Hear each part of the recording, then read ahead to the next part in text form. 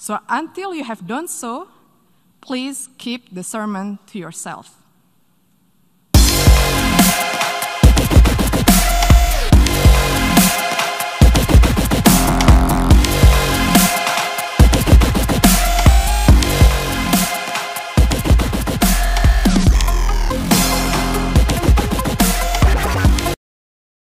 I call on the representative of Indonesia.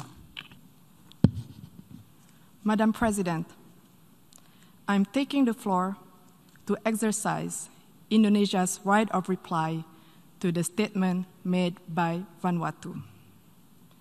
It is shameful that this single country continues to have excessive and unhealthy obsession about how Indonesia should act or govern itself.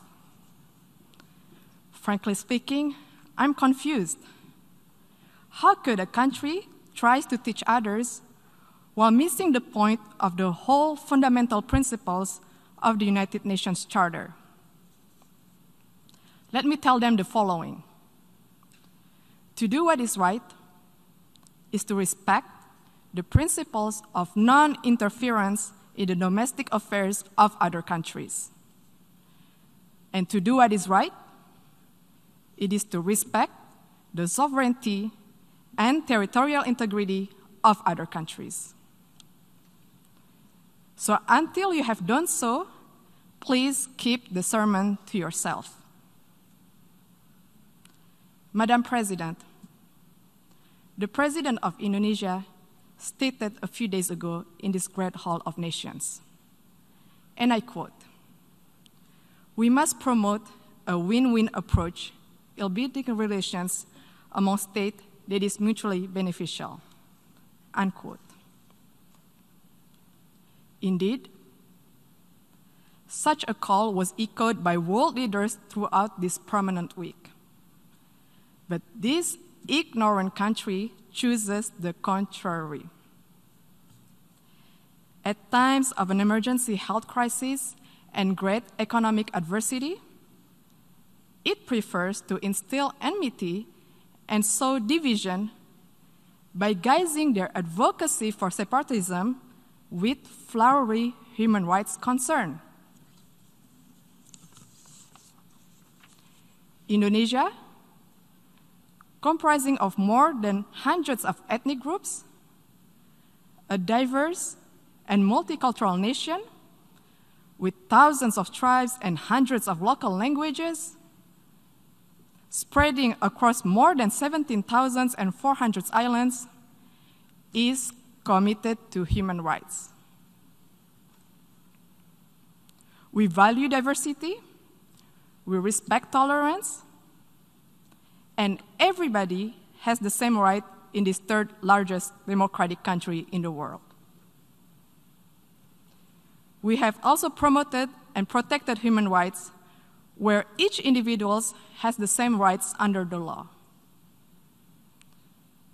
Furthermore, we have ratified the International Convention on the Elimination of All Forms of Racial Discrimination, while interestingly, Vanuatu has not even signed it.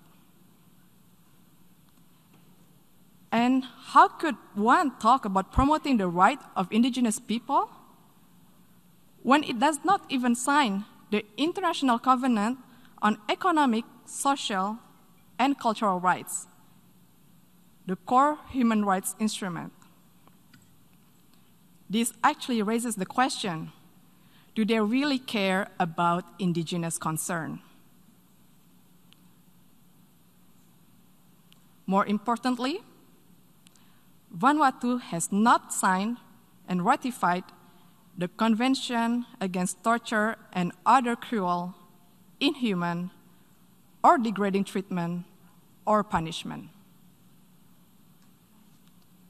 We call on the government of Vanuatu to please fulfill your human rights responsibility to your people and to the world.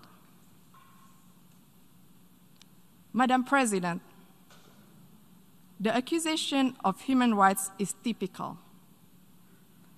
A tall tale that they sell and stage over the years in the hall. Let me tell them, you are no representation of the people of Papua. And stop fantasizing of being one. Papuans are Indonesians. All of us play an important role in the development of Indonesia, including on the island of Papua. Madam President, the principles of the UN Charter, which Vanuatu clearly does not seem to understand, stipulates the respect for sovereignty and territorial integrity. Indonesia will defend itself against any continuing advocacy of separatism conveyed under the guise of artificial human rights concern. The provinces of Papua and West Papua are irrevocable parts of Indonesia since 1945. It has also been firmly endorsed by the United Nations and the international community decades ago. It is final, irreversible, and permanent. I thank you, Madam President.